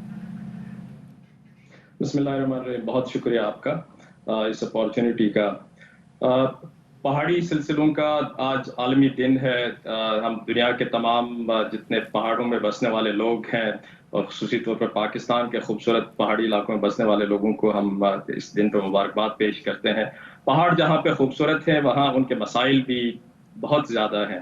اگر ہم پاکستان کے شمالی علاقوں کی بات کریں, جہاں کے 3 بڑے پہاڑی سلسلہ کی آپ نے ذکر کیا, وہ ہندوکش ہے, ہمالیہ ہے, قراقرم ہے. یہ بڑھتی ہوئی آبادی کی وجہ سے اور یہاں پہ اربنائزیشن کی وجہ سے ٹورزم کا ایک میجر انفلکس ہوتا ہے ان علاقوں میں. ان کی وجہ سے یہاں پہ ان کے ایکو سسٹم کے اوپر جو ہے بہت پریشر آ رہا ہے. اس کے علاوہ جو سب سے بڑا مسئلہ اس وقت پوری دنیا کو درپیش ہے کلائمیٹ چینج کا، گلوبل وارمنگ کا، اس کے اثرات ان پہاڑی علاقوں پہ بہت زیادہ ہے. اور ہم دیکھ رہے ہیں کہ یہ علاقہ جو نیچرل ریسورسز سے بھرے ہوئے ہیں، جہاں پہ دنیا کے اہم ترین گلیشیئرز موجود ہیں، بڑے بڑے گلیشیئرز ہیں جو اس پورے خطے کے لیے اور پاکستان کے لیے پانی کا سپلائی کا بنیادی سورس ہیں. ان میں گلیشیئرز کے پگھلنے کی وجہ سے ہر سال جو ہے سیلاب کی شکل اختیار کرتی ہے.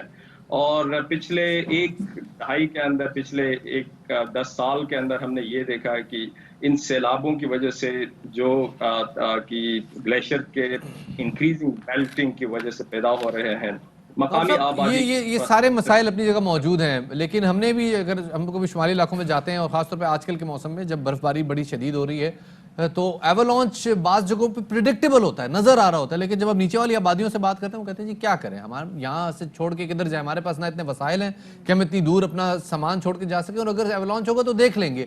ایسے لوگوں کی بحالی کے لیے اور ان کو خطرات سے نکالنے کے لیے آپ کی آرگنائزیشن کیا کر رہی ہے؟ بہت اہم سوال ہے آپ کا، اور یہی بنیادی اپروچ ہے جو ہم نے اٹھایا ہوا ہے. ہم نے یہ کیا ہے کہ سیٹلائٹ سے جو امیجز ہے ان کو ہم نے لوکل لیول پہ لوگوں کے ساتھ مل کے لوکل وزڈم اور لوکل نالج کے بیس پہ ہم نے ان علاقوں کو، ان لوکیشنز کو، ان ولیجز کے اندر ہم نے آئیڈینٹیفائی کیا ہے جو ایولانچ کی زد میں آتے ہیں، جو فلڈ کی زد میں آ سکتے ہیں، جہاں پہ لینڈ سلائڈ ہو سکتا ہے. ان کو باقاعدہ طور پر ہم نے میپ کیا ہے، اور ہم نے مقامی سطح پر لوگوں کو تربیت دی ہے کہ وہ ان میپس کا استعمال کریں اور خطرے کی صورت میں جو ہے وہ ایویکویٹ کر سکتے ہیں. ان پہاڑی علاقوں میں اگر پورے ہم اپنے ان 3 پہاڑی سلسلوں کی بات کریں تو کوئی 20 سے 30 لاکھ لوگوں کی آبادی ہے. 20 سے 30 لاکھ لوگوں کو ڈائریکٹ کہیں اور منتقل کرنا جو ہے وہ ممکن نہیں ہے. لہٰذا ہمارے جو میپس ہیں وہ بنیادی طور پر یہ آئیڈینٹیفائی کرنے میں ہیلپ کرتے ہیں کہ کون سے علاقے ہیں جہاں پہ جو یہ تو چلیں ایولانچ تو آپ آئیڈینٹیفائی کر سکتے ہیں اور اس کے حساب سے آبادی کو پلان بھی کر سکتے ہیں، لیکن فلڈنگ کیا کریں گے؟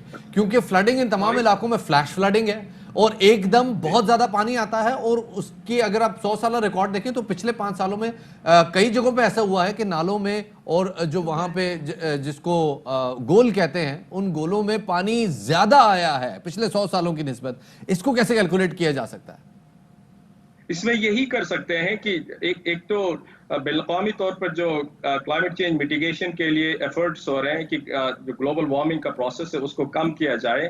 ایک تو وہ اپنی جگہ پہ ایک بین الاقوامی ایفرٹ ہے جس میں پاکستان بھی اپنا شیئر ڈال رہا ہے ٹری پلانٹیشن کے حوالے سے اس طرح سے. لیکن دوسرا یہ ہے کہ ان تمام علاقوں میں گرین ایریاز موجود ہے. ایسا نہیں ہے کہ تمام علاقہ جو ہے وہ خطرات کی زد میں.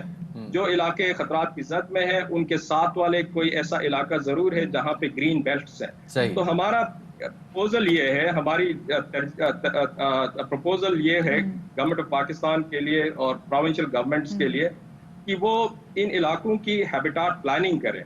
وہ اس طرح کے میپس جو ہم نے ڈیولپ کیے ہیں اس میپس کے ذریعے سے پلاننگ کریں، اور جو گرین ایریا ہے وہاں پہ لوگوں کو انکریج کیا جائے کہ ان علاقوں کے اندر جو ہے لیونگ زونز بنائے جائیں جہاں پہ میٹیگیشن ہو سکتا ہے، انفراسٹرکچر کو پروٹیکٹ کیا جا سکتا ہے وہاں پہ انفراسٹرکچر ڈالیں، اور جہاں پہ پروٹیکشن نہیں ہو سکتی ہے ان علاقوں کے لیے لیجسلیشن کریں اور وہاں پہ انویسٹمنٹس یا لوگوں کی لیونگ زون. اور بہت ضروری ہے کہ اس کے لیے دریا کا راستہ انکروچ نہ کیا جائے. شمالی علاقوں کا ایک بہت بڑا مسئلہ ہے، حکومت بھی اس کے لیے کام کر رہی ہے اور امید کرتے ہیں کہ وہاں کے لوگ بھی یہ ریئلائز کریں گے. بہت شکریہ جی.